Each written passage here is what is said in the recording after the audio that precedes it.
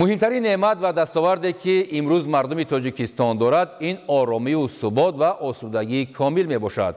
محض با تطبیق سیاست موفق و آینده بینانه پرزیدنت جمهوری تاجیکستان، پیشوای ملت محترم امامعلی رحمان و تلاش و زحمت‌های ساکنان مملکت، جمهوری تاجیکستان در منطقه و جهان همچون کشوری روبرشت و امن و آرام شایسته معرفی گردیده است.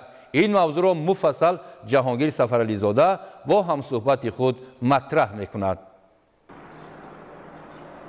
دوشنبه امروز نما و تجلی خاص دارد که به یکی از شهرهای زیباترین جهان تبدیل یافته است.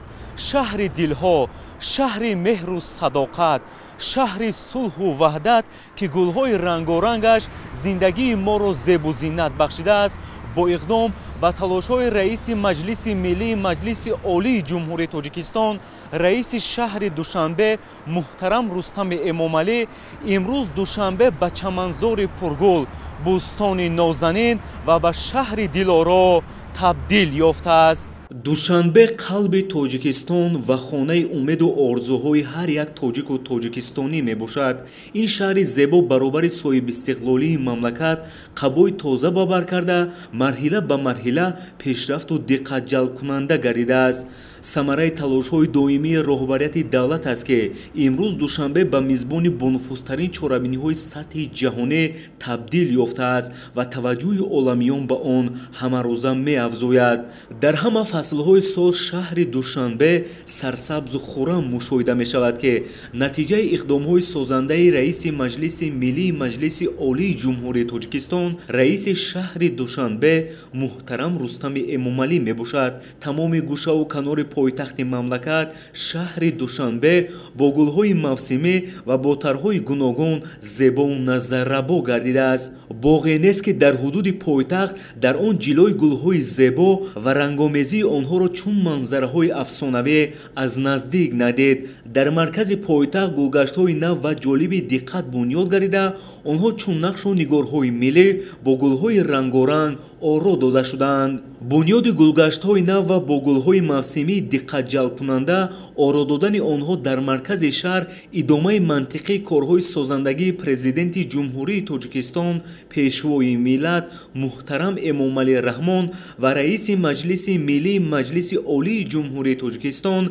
رئیس شهر دوشنبه محترم رستم امامعلی به حساب رفته به زیبایی پایتخت مملکت حسن نظرربا میبخشند. با شرافت استقلال دولتی و تشبث و اقدامات نجیب و سازنده رهبریت دولت، امروز دوشنبه به شهر مورد توجه سیاحان خارجی تبدیل یافته است. برای شناخت تاریخ و فرهنگ و از نزدیک دیدن پایتخت تاجیکستان آفتابرویه شهروندان خارجی مراغ دارند. این سفری نخستین من به تاجیکستان است. در دوشنبه سیر و گشت نمودیم. با ما پسند آمد. در طربخانه‌ها خوراک‌ها و البته میوه‌های تاجیکستان را استعمال نمودیم. لذیذند. منظره‌های اطراف دوشنبه با کوه‌های برفپوش جالب است. در این مکان برای ما هنرها و کارهای دستی دقت جلب کننده است. در هیچ کجا این گونه هنرمندی را ندیده بودیم.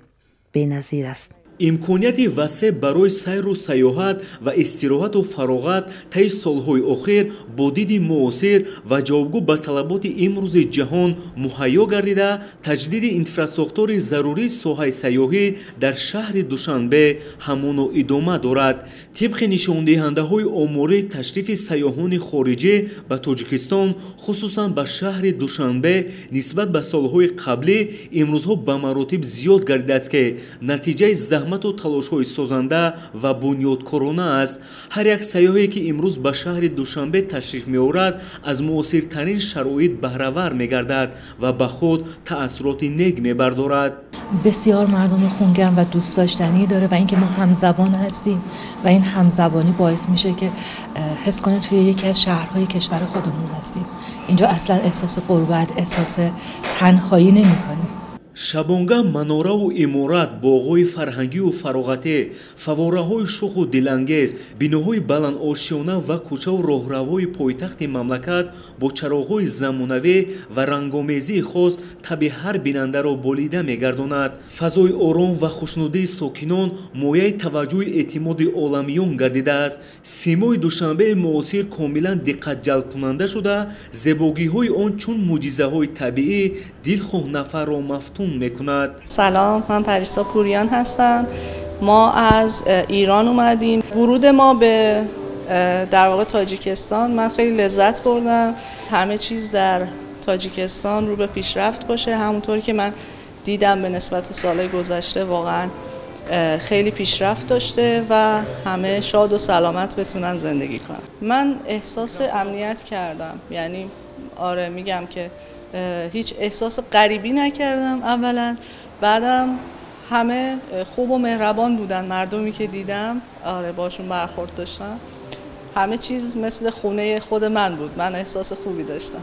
дар рейтинги амтарин шаҳрҳои олам мақоми сазовору соҳиб шудани душанбе мояи ифтихору сарфарозӣ буда, боз ҳам заҳмату талошҳои хастанопазирро талаб мекунад. пешрафта гардонидани шаҳри душанбе масъулияти ҳар сокини шаҳр мебошад. аз ин хотир зарур аст ки барои рушди ҳамаҷонибаи пойтахти мамлакат ва муаррифии бештари он дар сатҳи ҷаҳонӣ аз ҳарвақта дида имрӯз бештар бояд талош намоем.